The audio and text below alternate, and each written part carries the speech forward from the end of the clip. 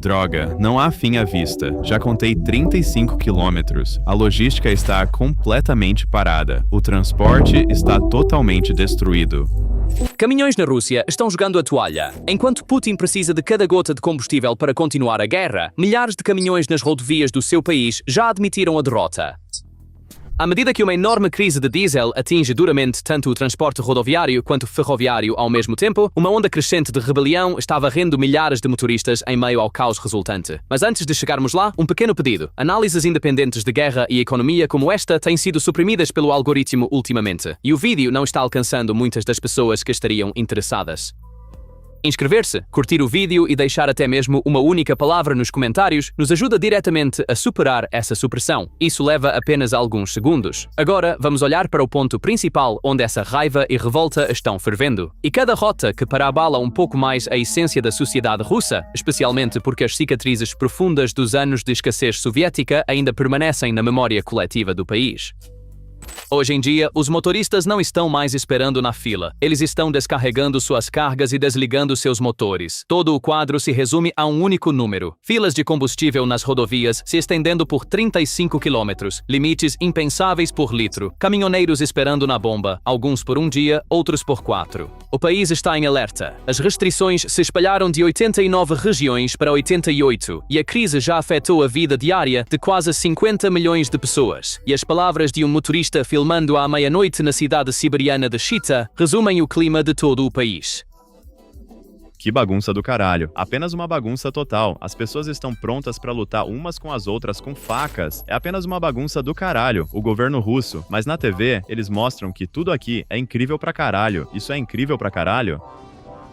Vamos seguir este colapso desde a sua origem até o seu fim distante. Desde a revolta na rodovia, até os caminhões abandonados, até a ferrovia em ruínas, até o teste de inverno que aguarda duas metrópoles. Nós mesmos produzimos este petróleo, pelo amor de Deus! Como pode não haver gasolina, cara? Temos este petróleo bem aqui. Você cava um buraco no chão, o petróleo jorra. Então você está dizendo que nosso governo está mentindo para nós, Kirill? Não, não é o governo. São as pessoas. As pessoas que ficam na fila. Como esse lugar não é uma cidade comum, é o nó logístico crítico que alimenta tanto o exército russo quanto toda uma sociedade. Chita está situada bem em cima do corredor transiberiano que liga Moscou a Pequim, a principal artéria deste império. Putin construiu toda a sua economia de guerra com o cálculo de que, se a Europa fechar, o Oriente abrirá. E o nome físico desse portão oriental é este corredor. Ao longo dessa artéria, flui não apenas gasolina, mercadorias da China, alimentos destinados às lojas, até mesmo material de guerra destinado à frente, tudo se move ao longo da mesma rota.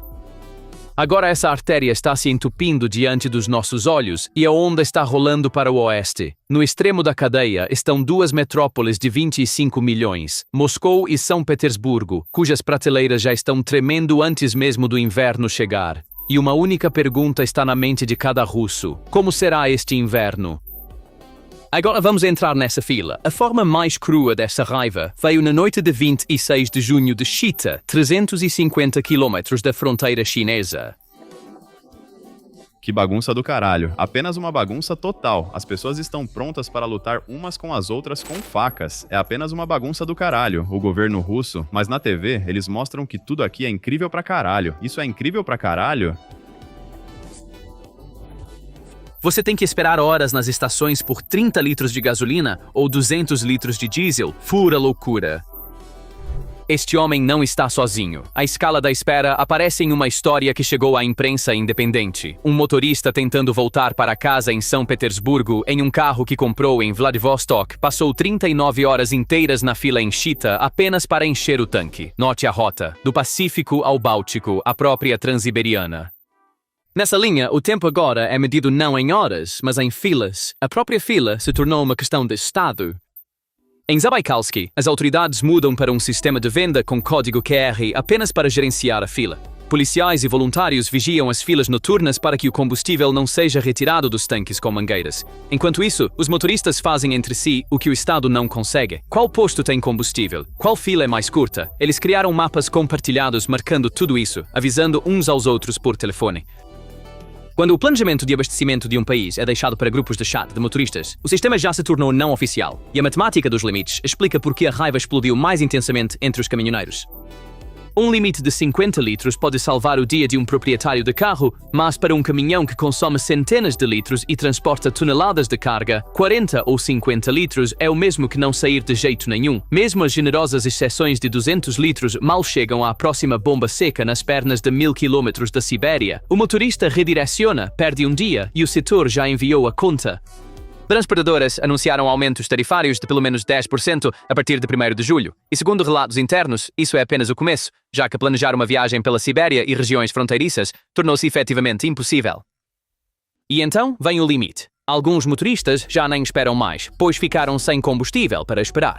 Em um vídeo que viralizou nas redes sociais, um motorista russo descreve como a viagem de volta que ele iniciou com uma carga de 50 toneladas terminou. Então, minha viagem para casa com uma carga de 50 toneladas métricas chegou ao fim. Passei por Chernyshevsk e encostei. Não há combustível em lugar nenhum. São 200 quilômetros até Chita, mas não faz sentido ir até lá. Ficar parado na beira da estrada, sem gasolina, não é o que queremos. Mas aqui, pelo menos, há um hotel, um chuveiro e tudo o que preciso.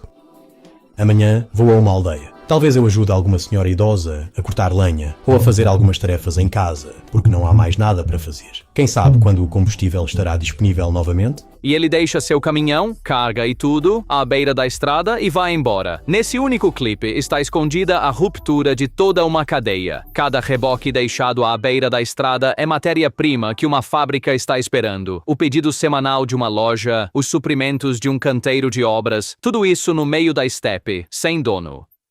E cada veículo abandonado bloqueia um pouco mais a estrada já estreita. Visto da janela do motorista, o quadro é ainda mais cruel. Este já era um comércio difícil. Agora, penalidades por entregas atrasadas, contratos rompidos e ganhos derretendo na fila se acumularam.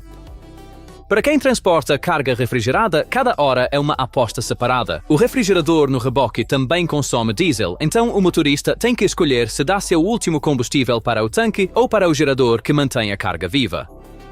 Não é surpresa, então, que os motoristas estejam começando a dizer «eu não vou fazer essa viagem». Os primeiros sinais já apareceram também. Algumas pequenas transportadoras suspenderam completamente suas rotas interregionais. Partes do mapa efetivamente caíram da rede de transporte rodoviário.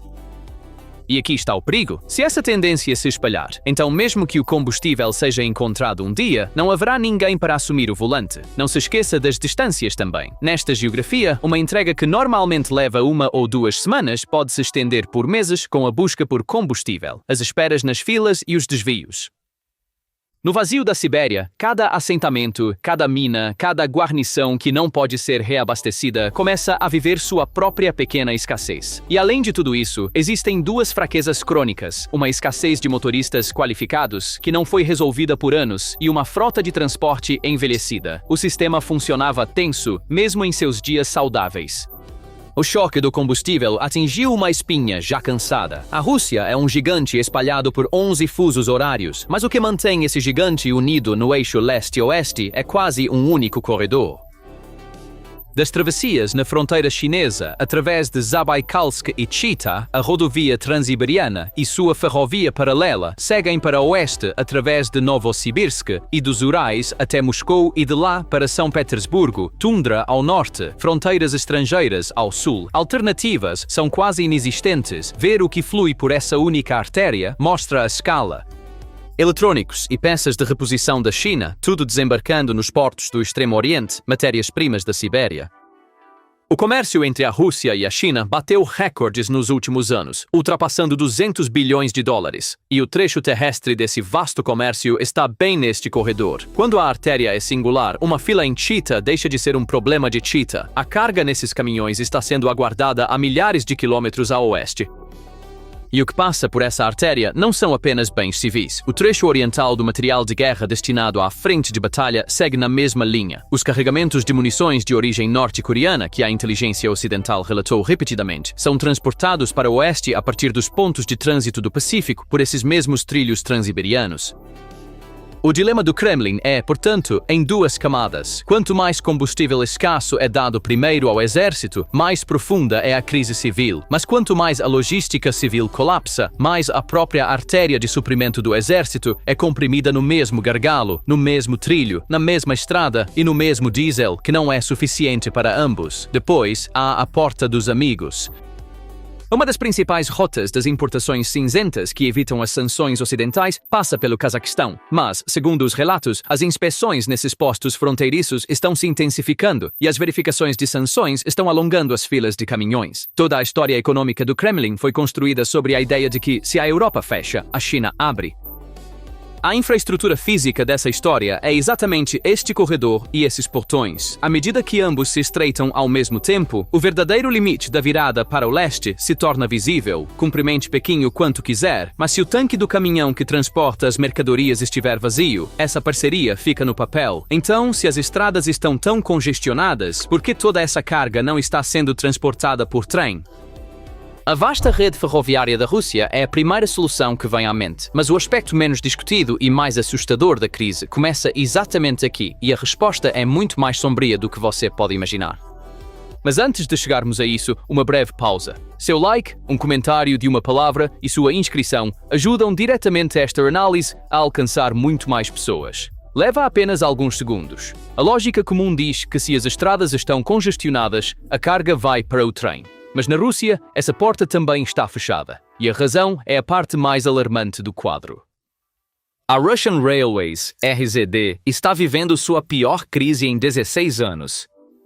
Longe de ser uma alternativa, mal consegue carregar seu próprio peso. A rede está tão congestionada que, segundo uma estimativa, cerca de 300 mil vagões, quase um quinto da frota, estão parados nos trilhos, em depósitos e em pátios de manobra. Alguns trens de carga foram abandonados no local por meses, e as pessoas para mover os trens também estão se esgotando. De acordo com compilações da indústria, a RZD cancela cerca de 200 serviços todos os dias. A empresa está com falta de 2.500 maquinistas e 3.000 membros de tripulação de locomotivas, e algumas divisões operam com apenas 60% do pessoal necessário. O volume de carga caiu 13% em relação a 2021, atingindo seu ponto mais baixo em 16 anos. A dívida da RZD atingiu 4 trilhões de rublos no início de 2026. A empresa pediu ao Estado 10 bilhões de dólares em dinheiro de emergência e não conseguiu. A RZD transporta quase metade de toda a carga na Rússia e, excluindo os oleodutos, cerca de 87% dela. Então, quando a ferrovia treme, o que treme não é um setor, é a espinha dorsal da economia industrial do país e do reabastecimento do exército. Enquanto os números oficiais afirmam crescimento, os trens de carga vazios contam uma história bem diferente. O verdadeiro estado da economia não é lido nos gráficos do Kremlin, mas nos trilhos. Na raiz da deterioração está um colapso estrutural que vem se formando há anos. A produção de locomotivas está caindo, apesar das ordens do Kremlin para aumentá-la. Nos primeiros 4 meses de 2025, a produção de locomotivas elétricas caiu 13% e a de locomotivas a diesel 6%. Sem substituições para as locomotivas aposentadas, milhares de novos vagões ficam parados nas fábricas por falta de um motor para puxá-los. E um detalhe resume as prioridades da gestão. Em 2024, 1/8 do orçamento de investimento da empresa foi destinado não a compras críticas de locomotivas, mas a um arranha-céu para a sede em Moscou. À medida que a rede colapsou, o dinheiro foi para uma torre. Agora, combine essa imagem com a crise de combustível. Esta é a parte realmente assustadora. As principais linhas da Rússia são amplamente eletrificadas, mas as seções não eletrificadas da rede, as rotas transfronteiriças e todo o tráfego de manobra que alinha vagões nos depósitos são puxados por locomotivas a diesel, o que significa que o último elo da ferrovia, aquele que conecta aos caminhões e abastece os depósitos, depende do diesel. A escassez de diesel que está assolando o país, a mesma escassez que para os caminhões, está secando também esta linha vital da ferrovia. As primeiras rupturas apareceram nas fronteiras. No início de julho, a Rússia fechou suas 7 passagens ferroviárias de fronteira com os Estados Bálticos, uma decisão motivada tanto por questões econômicas e de combustível quanto por política. As antigas locomotivas a diesel que puxam cargas transfronteiriças consomem muito combustível e cada remessa redirecionada acaba sendo mais cara e mais lenta. E então há a ordem de prioridade. O Estado ordenou que os embarques militares tenham prioridade sobre a carga civil, o que significa que a capacidade escassa e o combustível escasso vão primeiro para a frente, e os vagões civis ficam mais para trás. Um Estado que construiu trilhos até o corredor terrestre para a Crimeia durante toda a guerra agora não pode poupar esses mesmos trilhos para o pão dos civis. E essa regra simples desde o início se aplica aqui também. Por mais longe que o trem vá, o último passo da estação ferroviária, até a loja, do silo até a padaria, é quase sempre um caminhão a diesel. Assim, a ferrovia nunca pode assumir completamente a crise dos caminhões. No final da estrada há novamente um caminhão, novamente um tanque vazio. Aqui está o vínculo mortal entre as duas artérias. Estrada e ferrovia não são o backup uma da outra. Elas compartilham o mesmo diesel, sofrem a mesma congestão e são arrastadas para o mesmo colapso. Quando uma entope, a carga deveria passar para a outra. Neste sistema, onde uma segunda artéria deveria abrir quando uma se bloqueia, não há uma segunda artéria restante. Então, por que o combustível acabou de uma vez em ambas essas artérias? A resposta está no coração da única fonte que as alimenta.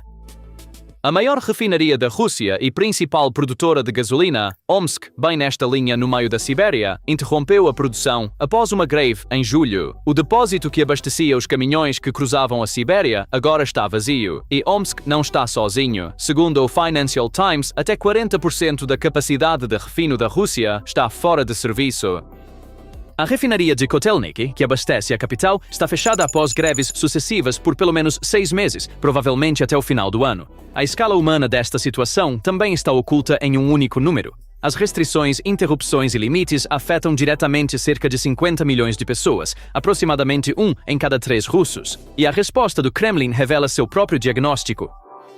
Primeiro a gasolina, depois as exportações de diesel foram totalmente proibidas até o final de julho. Um gigante do combustível colocou um embargo nas suas próprias exportações. Mesmo quando Putin chamou a crise de não crítica na declaração que a reconhecia, a medida tomada diz o contrário. E o reparo não é tão fácil quanto acionar um interruptor. O que está destruído, muitas vezes, não são apenas paredes, mas a própria linha de produção. E substituir equipamentos de precisão que não podem ser importados devido às sanções leva meses, às vezes anos. Portanto, isso não é uma interrupção temporária que certamente terminará amanhã. É uma ferida duradoura, cuja autorreparação se torna estruturalmente mais difícil. O momento desta crise é um desastre em si. Caiu bem na época da colheita. A Rússia é o maior exportador de trigo do mundo e as colheitadeiras, tratores e caminhões que transportam esse trigo funcionam a diesel. Quando o combustível acaba justamente no momento em que os campos mais precisam, surge um quadro assustador. Segundo a Reuters, agricultores na região da Terra Negra da Rússia temem não conseguir colher se não encontrarem combustível para suas máquinas. Em um caso vindo do campo, um agricultor teve que levar sua colheitadeira diretamente a um posto de gasolina porque não foi permitido encher um galão. São 5 horas da manhã. Estou indo para lá. Já são 3 quilômetros. Ou esses que estão andando por aí tirando fotos, dizem que é 100 rublos aqui, 115 rublos para a gasolina. Eu, pessoalmente, não me importo. Quero encher o tanque, ir trabalhar. O fato de ser 115 rublos, bem, será um dia ou 2. Bem. Até a reação de Putin a essa situação mostra que ele está ciente do perigo. Na declaração reconhecendo a crise, ele enfatizou que manter o fluxo de combustível para o setor agrícola era vital, dizendo que a colheita dependia disso. O celeiro de grãos do mundo passou a temer que não consiga encontrar o diesel para colher seu próprio campo. As duas grandes metrópoles da Rússia, juntamente com seus arredores, significam aproximadamente 25 milhões de pessoas e as mesas dessas duas cidades são abastecidas não pelo que produzem, mas pelos milhares de caminhões que devem fluir sem interrupção todos os dias, uma boa parte deles vindo das linhas orientais e meridionais, cuja anatomia acabamos de descrever.